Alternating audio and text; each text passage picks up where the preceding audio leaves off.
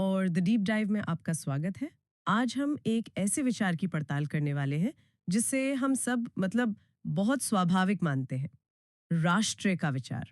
हम्म। जब कोई कहता है कि मैं भारतीय हूँ या मैं फ्रेंच हूँ, तो ये बहुत सामान्य लगता है। बिल्कुल। पर ये विचार ये हमेशा से नहीं था। बिल्कुल नहीं था। हमारे पास 19वीं सदी के यूरोप के कुछ ऐतिहासिक नोट्स हैं हम्म। और ये दिखाते हैं कि कैसे लड़ाइयों, क्रांतियों और यहाँ तक कि आप मानेंगी नहीं, परियों की कहानियों ने इस विचार को जन्म दिया। हाँ, ये बहुत दिलचस्प है।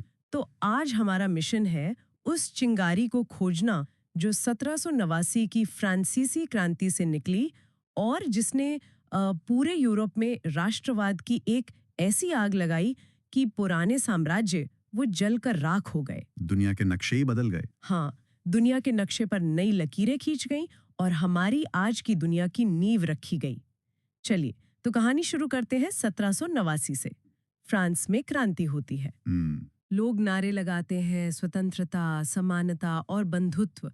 सुनने में तो ये सिर्फ नारे लगते हैं, पर असल में ये उस समय के लिए एक धमाका था। एक बहुत बड़ा धमाका। इसने राजा के इस विचार को चुनौती दी कि वो ईश्वर का भेजा हुआ दूत है और पहली बार कहा कि असली ताकत वो तो नागरिकों के हाथ में है। ये सोच में जमीन आसमान का फर्क था। हाँ। आप सोचिए, उससे पहले आपकी पहचान क्या थी? आप किसी राजा की प्रजा थे, किसी जमींदार के इलाके में रहते थे, बस। आपकी वफादारी किसी एक व्यक्ति के लिए थी, किसी परिवार के लिए। फ्रांस नाम के एक विचार के लिए तो कोई नहीं सोचता था। कोई नहीं। क्रांति ने कहा, नहीं, राजा जरूरी नहीं है, राष्ट्र जरूरी है, और वो राष्ट्र आप सब नागरिकों से मिलकर बनता है। अच्छा। और यहीं से वो तिरंगे झंडे, राष्ट्रगान, इन जैसी चीजों का जन्म हुआ। ये सब प्रतीक थे लोगों को ये महसूस कराने के लिए कि वे सब एक हैं। और इसी उथल पुथल के बीच मंच पर एंट्री होती है एक ऐसे शख्स की जिसका नाम आज भी हम सब जानते हैं, नेपोलियन बोनापार्ट। नेपोलियन। 1799 में वो सत्ता में आया और फ्रांस का शहंशाह बन बैठा। हाँ, और वो कहता था कि मैं क्रांति के विचारों को आगे बढ़ा रहा हूँ, पर असल में तो वो पूरे यूरोप पर कब्जा करना चाहता था। और यहीं पर इतिहास का सबसे दिलचस्प मोड़ आता है। बिल्कुल। नेपोलियन एक तानाशाह था, लेकिन वो जहां भी अपनी सेना लेकर गया, अनजाने में क्रांति के विचार भी अपने साथ ले गया। कैसे? उसकी 1804 की नागरिक संहिता, जिसे नेपोलियनिक कोड भी कहते हैं, वो एक क्रांतिकारी दस्तावेज था। उसने कहा कि कानून के सामने सब बराबर हैं, जन्म से किसी को कोई खास अधिकार नहीं मिलेगा और हर किसी को अपनी संपत्ति रखने का हक है। अच्छा। तो जब उसकी सेनाओं ने इटली, जर्मनी, पोलैंड पर कब्जा किया, तो वहां के लोगों ने पहली बार ये विचार देखे। उन्होंने देखा कि ये जो सामंती व्यवस्था है, जमींदारों का राज, इसे खत्म किया जा सकता है। तो एक तरह से नेपोलियन ने ही पूरे यूरोप में राष्ट्रवाद के बीज बो दिए। अनजाने में, हाँ। एक ही आदमी क्रांति का बेटा भी था और उसका हत्यारा भी। वो आजादी के विचार फैला भी रहा था और दूसरे देशों को गुलाम भी बना रहा था। कमाल है। लेकिन ये तो हुई लड़ाइयों और कानूनों की बात। हमारे नोट्स बताते हैं कि राष्ट्रवाद की कहानी का एक और पहलू है जो संस्कृति से जुड़ा है, और यहाँ मामला वाकई दिलचस्प हो जाता है। बिल्कुल। जर्मनी का उदाहरण लीजिए। उस समय जर्मनी नाम का कोई एक देश नहीं था। हाँ, छोटी छोटी रियासतें थीं। 300 से ज्यादा, और सब आपस में लड़ती रहती थी। ऐसे में दो भाई थे, जैकब और विलहेल्म ग्रिम। अरे, ग्रिम ब्रदर्स, ये तो वही है ना जिन्होंने सिंड्रेला और स्नो वाइट जैसी हाँ, बिल्कुल वही कहानियां लिखी। उनका राष्ट्रवाद से क्या लेना देना? यही तो सबसे मजेदार बात है। हम उन्हें बच्चों के कहानीकार के रूप में जानते हैं, लेकिन असल में वे एक बहुत बड़े राजनीतिक प्रोजेक्ट पर काम कर रहे थे। राजनीतिक प्रोजेक्ट? हाँ, वे गांव-गांव घूमे, बूढ़ी औरतों से पुरानी लोक कथाएं सुनी और उन्हें इकट्ठा किया। उनका मकसद सिर्फ कहानियों को बचाना नहीं था। तो फिर क्या था? वो ये साबित करना चाहते थे कि इन सभी अलग-अलग रियासतों में रहने वाले लोग असल में एक ही संस्कृति, एक ही भाषा और एक ही जर्मन आत्मा का हिस्सा हैं। वाह! ये एक तरह की सांस्कृतिक खोज थी। ये बताने की कोशिश की हमारी जड़ें इन राजा महाराजाओं से कहीं ज्यादा गहरी और पुरानी हैं। ये सिर्फ बच्चों के लिए कहानियों का संग्रह नहीं था, ये एक तरह का पॉलिटिकल स्टेटमेंट था कि हम सब एक हैं। ठीक यही। भाषा, लोक कला, संगीत, परंपराएं, ये सब लोगों को जोड़ने वाले गोंद बन गए। ये जमीनी स्तर का राष्ट्रवाद था जो लोगों के दिलों से, उनकी साझा यादों से पैदा हो रहा था। लेकिन जब भी कोई नई लहर उठती है हम्म, तो पुरानी ताकतें उसे दबाने की कोशिश जरूर करती हैं। हमेशा। 1815 में वाटरलू की लड़ाई में नेपोलियन हार गया हम्म, और उसके बाद यूरोप के बड़े-बड़े राजा और मंत्री ऑस्ट्रिया के वियना शहर में इकट्ठा हुए। हाँ, जिसे वियना कांग्रेस कहते हैं। इसका नेतृत्व कर रहा था ऑस्ट्रिया का चांसलर मेटरनिक। मेटरनिक। वो एक नंबर का रूढ़िवादी था। उसे क्रांति, राष्ट्रवाद, लोकतंत्र इन जैसे शब्दों से सख्त नफरत थी। अच्छा। उसका एक ही मकसद था, घड़ी को वापस 1789 से पहले के समय पर ले जाना। उसने कहा, ये राष्ट्र का खेल बंद करो, पुराने राजवंशों को गद्दी पर वापस बैठाओ। मतलब पूरी क्रांति को ही पलट देना चाहता था वो। बिल्कुल। उन्होंने अगले 30-40 साल तक राष्ट्रवादी आंदोलनों को कुचलने की पूरी कोशिश की। इससे यूरोप में एक अजीब सा तनाव पैदा हो गया। एक तरफ थे राष्ट्रवादी जो अपने देश बनाना चाहते थे, और दूसरी तरफ थे पुराने साम्राज्य जो उन्हें दबाए रखना चाहते थे। हाँ, और इसी तनाव और संघर्ष के बीच से कुछ हीरो उभरे। इटली के एकीकरण की कहानी तो मुझे लगता है किसी फिल्म की स्क्रिप्ट जैसी लगती है। हाँ, हाँ, हाँ, हाँ, कह सकते हैं। मतलब लगभग 1815 से 1870 तक चली इस कहानी में 3 बिल्कुल अलग किरदार थे। हाँ, और इसे समझने का ये सबसे अच्छा तरीका है। पहला किरदार था सपने देखने वाला क्रांतिकारी, जुसेप्पे मैज़िनी। मैज़िनी। उसने यंग इटली नाम का एक गुप्त संगठन बनाया। वो इस पूरे आंदोलन की आत्मा था। उसका मानना था कि इटली को भगवान ने एक राष्ट्र बनाया है और इसे टुकड़ों में देखना पाप है। उसके जोशीले भाषणों और लेखों ने हजारों नौजवानों के दिलों में देशभक्ति की आग लगा दी। तो मैज़िनी हो गई विचारक। फिर दूसरा किरदार कौन था? दूसरा किरदार था एक चतुर और व्यवहारिक राजनेता, काउंट कावूर। कावूर। वो सार्डिनिया पिडमोंट नाम के एक छोटे से इतालवी राज्य का प्रधानमंत्री था। वो मैज़िनी की तरह क्रांतिकारी सपनों में नहीं जीता था। वो असली दुनिया की राजनीति समझता था। मतलब प्रैक्टिकल था। बहुत ज्यादा।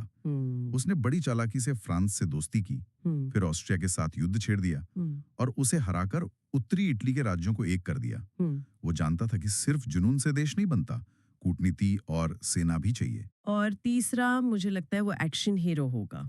बिल्कुल। तीसरा किरदार था करिश्माई action hero, Giuseppe Garibaldi. Garibaldi. वो एक सच्चा जननायक था। उसने रेड शर्ट्स नाम से अपनी एक सेना बनाई जिसमें सब आम लोग थे, किसान, मजदूर। अच्छा। वो अपनी छोटी सी सेना लेकर दक्षिणी इटली पहुंचा और वहां के राजाओं को हराकर भला दिया।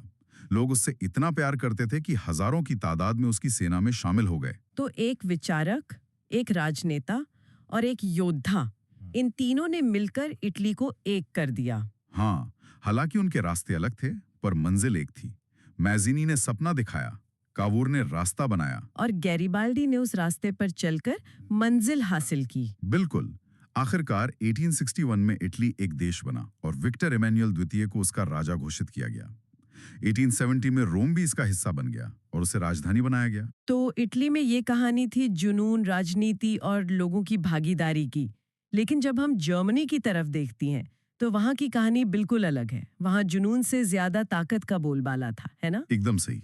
जर्मनी का एकीकरण जो 1866 से 1871 के बीच हुआ, वो दरअसल एक ही आदमी की कहानी है, ओटो वोन बिस्मार्क। बिस्मार्क। वो प्रशिया जो सबसे शक्तिशाली जर्मन राज्य था, उसका मुख्यमंत्री था और उसका फलसफा बड़ा सीधा था, रक्त और लौ। रक्त और लौ मतलब ब्लड एंड आयरन। सुनने में ही बड़ा डरावना लगता है। इसका क्या मतलब था? बिस्मार्क का मानना था कि जर्मनी का एकीकरण लंबे चौड़े भाषणों से या संसद में वोटिंग से नहीं होगा। ये सिर्फ सेना की ताकत से, यानी रक्त और लौ से ही मुमकिन है। वो एक बहुत ही यथार्थवादी और कुछ हद तक निर्मम नेता था। उसने प्रशा की सेना को यूरोप की सबसे ताकतवर सेना बनाया और फिर एक के बाद एक 3 युद्ध लड़े। लेकिन बिस्मार्क को युद्ध ही क्यों चुनना पड़ा? क्या बातचीत का कोई रास्ता नहीं था? ये थोड़ा अजीब है कि एक देश बनाने के लिए आपको पहले दूसरों से लड़ना पड़े। बहुत अच्छा सवाल है। बिस्मार्क समझता था कि जर्मन रियासतें तब तक एक नहीं होंगी जब तक उन्हें कोई बाहरी खतरा ना दिखे। अच्छा। और 2 बड़ी ताकतें थीं जो जर्मनी को एक नहीं होने देना चाहती थीं, ऑस्ट्रिया और फ्रांस। तो उसने एक कॉमन दुश्मन खड़ा कर दिया। बिल्कुल। उसने बड़ी चालाकी से पहले 1866 में ऑस्ट्रिया को युद्ध में हराया। इस जीत ने ऑस्ट्रिया को जर्मन राजनीति से बाहर कर दिया। फिर 1870 में उसने फ्रांस के साथ युद्ध छेड़ा। उसने जानबूझकर फ्रांस को उकसाया ताकि वो हमला करे। और जब फ्रांस ने हमला किया तो दक्षिण की छोटी-छोटी जर्मन रियासतें जो अब तक प्रशा से जड़ती थीं, वो भी देशभक्ति के जोश में प्रशा के साथ आ गई। वाह, क्या रणनीति थी। हाँ, फ्रांस की हार के बाद जर्मन राजाओं ने 1871 में पेरिस के पास वर्साई के शीश महल में प्रशा के राजा विलियम प्रथम को एक एकीकृत जर्मनी का सम्राट घोषित कर दिया। तो आप फर्क देखिए, इटली में आंदोलन नीचे से ऊपर गया, लोगों से शुरू होकर। और जर्मनी में ये ऊपर से नीचे आया। बिस्मार्क की राजनीतिक इच्छा शक्ति ने सेना के दम पर देश को एक कर दिया। तो 1871 तक यूरोप के नक्शे पर इटली और जर्मनी नाम के दो बड़े और शक्तिशाली देश आ चुके थे। राष्ट्र राज्यों का विचार जीत रहा था, लेकिन जैसा कि हर कहानी में होता है, इस जीत की एक कीमत भी थी। हाँ, राष्ट्रवाद का एक अंधेरा पक्ष भी सामने आने वाला था। और इसका सबसे भयानक रूप दिखा बाल्कन क्षेत्र में। हाँ, बाल्कन वो समय ऑटोमन साम्राज्य का हिस्सा था, जिसे यूरोप का बीमार आदमी कहा जाने लगा था। वहां यूनानी, सर्ब, बुल्गारियाई, कई अलग अलग जाति और धर्म के लोग सदियों से साथ रहते थे। जैसे ही ऑटोमन साम्राज्य कमजोर हुआ, इन सब में राष्ट्रवाद की आग भड़क उठी। मतलब सब अपना अपना अलग देश बनाने की मांग करने लगे। ये तो एकता की नहीं, बल्कि बंटवारे की भावना बन गई। ठीक है युवा, हम सर्ब हैं, हमें अपना देश चाहिए, हम यूनानी हैं, हमारा अलग देश हो। और समस्या ये थी कि सबकी जमीनें तो जुड़ी हुई थी। बिल्कुल, समस्या ये थी कि हर कोई ज्यादा से ज्यादा जमीन चाहता था और उनके दावे एक दूसरे से टकराते थे। इससे उनमें आपसी नफरत और दुश्मनी बढ़ने लगी। और बड़ी ताकतें भी तो देख रही होंगी। अरे ऊपर से रूस, ऑस्ट्रिया, हंगरी जैसी बड़ी यूरोपीय ताकतें भी इस इलाके पर कब्जा करने के लिए साजिशें कर रही थी। इसी वजह से बाल्कन को यूरोप का बारूद का ढेर कहा जाने लगा, पाउडर केग ऑफ यूरोप। ये सुनकर ही कितना डरावना लगता है। मतलब एक छोटी सी चिंगारी और पूरा महाद्वीप जल सकता था। और वही हुआ। 1914 में बाल्कन के साराजेवो शहर में ऑस्ट्रिया के राजकुमार की हत्या हुई और उसी एक घटना ने पहले विश्व युद्ध की आग भड़का दी, जिसमें करोड़ों लोग मारे गए। हाँ, ये राष्ट्रवाद का सबसे विनाशकारी रूप था। राष्ट्रवादी यूरोपीय देशों में एक होड़ सी लग गई, अपनी ताकत और अपनी नस्ल की श्रेष्ठता साबित करने के लिए। हाँ, और उन्होंने एशिया और अफ्रीका के देशों को गुलाम बनाना शुरू कर दिया। ये राष्ट्रवाद का सबसे आक्रामक रूप था। और इतिहास की सबसे बड़ी विडंबना देखिए। क्या? राष्ट्रवाद का यही विचार, जिसे यूरोप ने अपनी आजादी के लिए इस्तेमाल किया था, वही विचार बाद में उनके गुलाम देशों की आजादी का सबसे बड़ा हथियार बना। जैसे भारत में? बिल्कुल। भारत में गांधी जी के नेतृत्व में जो आंदोलन हुआ, वो क्या था? वो एक राष्ट्रवादी आंदोलन ही तो था। हमने अपनी साझा संस्कृति, इतिहास और एक गुलाम होने के साझा दर्द का इस्तेमाल करके करोड़ों लोगों को ब्रिटिश साम्राज्य के खिलाफ एकजुट किया। तो जो विचार यूरोप ने दुनिया में फैलाया था, आखिरकार उसी विचार ने उनके साम्राज्य को उखाड़ फेंका। हाँ। तो आज की इस चर्चा से ये साफ है कि राष्ट्रवाद एक दो धारी तलवार की तरह है। बिल्कुल। उन्हें एक पहचान दी, लेकिन दूसरी तरफ इसी भावना ने दुनिया को दो विश्व युद्धों की आग में झोंक दिया और साम्राज्यवाद को बढ़ावा दिया। बिल्कुल। ये दिखाता है कि ये कितना शक्तिशाली विचार है। जब तक ये हम सब एक हैं की भावना पर आधारित है, तब तक ये रचनात्मक है।